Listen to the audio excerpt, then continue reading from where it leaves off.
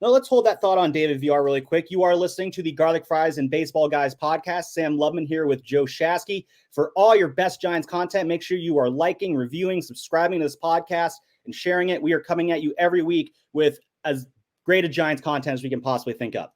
Now, we're talking about David Villar, and again, it's been up and down for him. The goods have been really, really good. You've seen it in these home run swings where just the base of his swing, the mechanics, they're really there.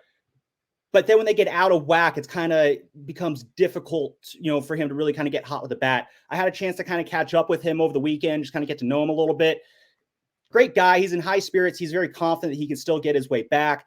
Gabe Kapler was kind of talking about him in the dugout, talking about his mechanics. He didn't really get into specifics with his mechanics, but Villar, he's very, very particular about his mechanics and viewing his mechanics. And the Giants seem to have a plan on how they want him to hone in on just how he takes his approach at the plate, what he's doing up there.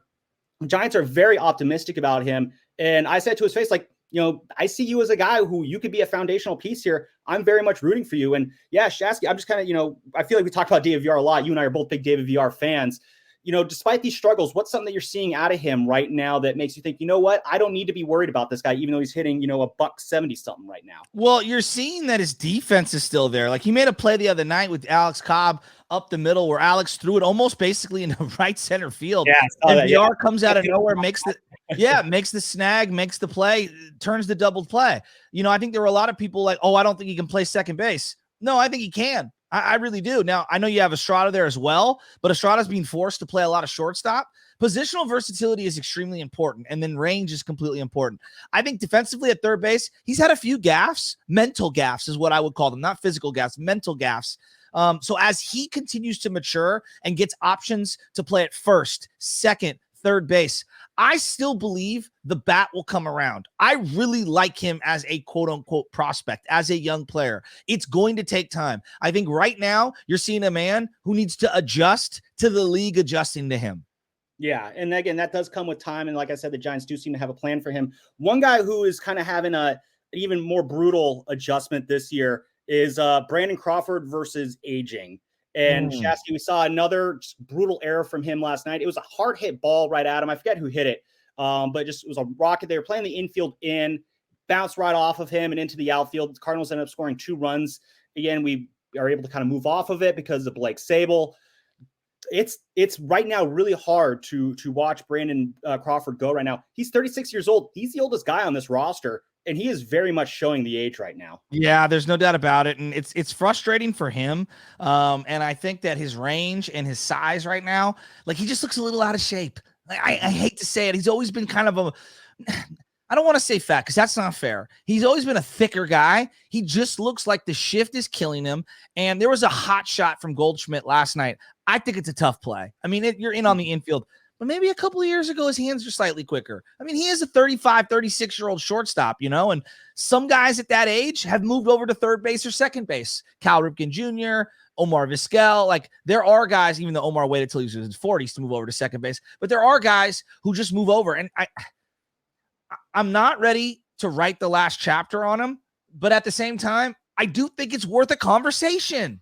I mean, this was a guy who, back in December, Giants had a new shortstop by the name of Carlos Correa for about a week. And everyone's like, all right, Brandon Crawford's going to be playing third base. That's going to be a great defensive left side of the infield. We were more or less we were ready to move him over to third base already. He publicly seemed to be on board with it. He seems very happy to be back at shortstop. I'm sure if you were to give him some truth serum and be like, were you really that jazzed to go to third? He probably wouldn't be, saying in the same positive tone that he might have been over the offseason. And that's a competitor in him. He truly thinks that he is that shortstop, and he always has been. But yeah, you are seeing it, so Fangraphs actually, I think, has a really cool metric called inside edge fielding, where they kind of break down different hits and just how difficult of a play they are to make. So you have your impossible plays, your remote plays, your unlikely plays that you have an even chance of making, plays you have a likely chance of making, and plays that are basically routine. Now, he's doing great on the routine plays because, again, those are the easy ones, but it's the plays that you're likely to get he's really struggling at. He has a career rate of 77% in those, likely to get them plays. He's at 54% right now. The unlikely ones, he's usually been very good at those, getting roughly about 30 to 40%. He's getting about 10% of those right now. Some of these plays that he's just been very good at making over the years, he's just really struggling. And that's where I think you're really noticing the aging curve is just like, yeah, when he is a step slow on getting some of these balls. And you've noticed it, I think, over the last couple of years, it's been progressing slowly more and more. I guess, I don't know, Shesky, is this, I know you said you don't want to write the last chapter on Brandon Crawford, maybe not as a player, maybe not as a Giant. I do feel like, though, could this really be the last year we see Brandon Crawford playing shortstop?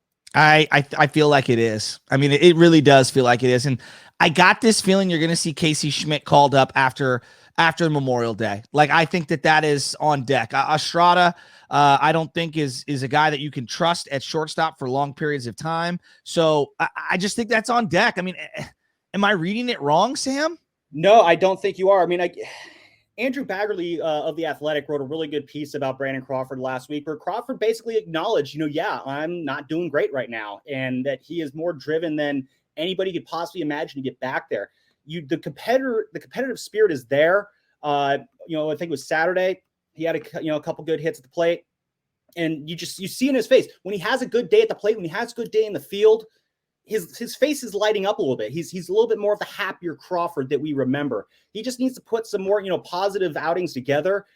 But yeah, it's going to be, I feel, a slog all year long at watching him at shortstop until it isn't. I don't know. I know he's had issues with the knee in spring training. Maybe that's factoring in as well. Maybe it's going to come to a point where he's just going to have to take, 2-3 week stretches on the IL to let that knee rest up, because yeah, I mean, right now it's not trending in a great direction. No, it's not. And the unfortunate thing is also the bat looks really slow. Like right now, it just does. He's got a couple of multi-hit games and then just a couple of hits in the other ones, like all of the other games combined. He's on the struggle bus. I mean, Sam, it's okay to call it what it is. He's on the struggle bus right now. And it kind of sucks seeing a really great Giant go out like this. Yeah, it really does. And that's kind of where it gets into the whole, would you rather get rid of a guy too soon or too late? I always kind of thought it was a risk bringing Crawford back after 2021. I understand the logic behind it. He had a career year. Giants fans love them some Brandon Crawford. His story is arguably, I think, one of the greatest stories in Giants history in terms of just growing up a Giants fan and then becoming, one of the elite players in franchise history. I mean, how many people can say they've done that just, in their lifetimes? So I understood bringing him back, but you had a free agent class that year that had a lot of really good shortstops, like Javi Baez, Carlos Correa again, who was it? Corey Seager, Marcus Semien was also on the list. Like that, and the Giants coming off a 107-win season, it felt like a risk to just be like, you know what, we're just going to run it back with Crawford and not look at those other guys. When, I mean, an infield of Brandon Crawford and Marcus Semien, or an infield of Brandon Crawford and Corey Seager, I feel like they could have found a way to make that work, just kind of be a little bit more aggressive in that sense. But I don't want to say the Giants should be regretting that deal, because again, it's 2 years, going to be up after this year. But I think after that 2-year deal, like it's going to be hard pressed to see him maybe back next year, unless it's in a reduced role or at third base. Sam, I mean, who's giving him a major league deal to be a starting shortstop Brandon Belt was able to get a deal to be on a starting roster. Granted, it was a league minimum with a minor league camp invite. That might be what Crawford's looking at next year. I think it is. And so if he wants to play next year, either he's going to have to dramatically improve, or he's going to have to accept a very reduced role.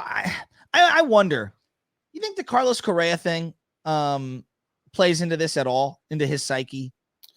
I'm not making an excuse. I'm asking sincerely. Do you think maybe he was thinking about a position change and maybe in the offseason put on some weight to switch spots, or I don't know. I'm thinking out loud here. That is an interesting point. I've never actually thought of that being part of the reason. I feel like it's pretty easy to say that the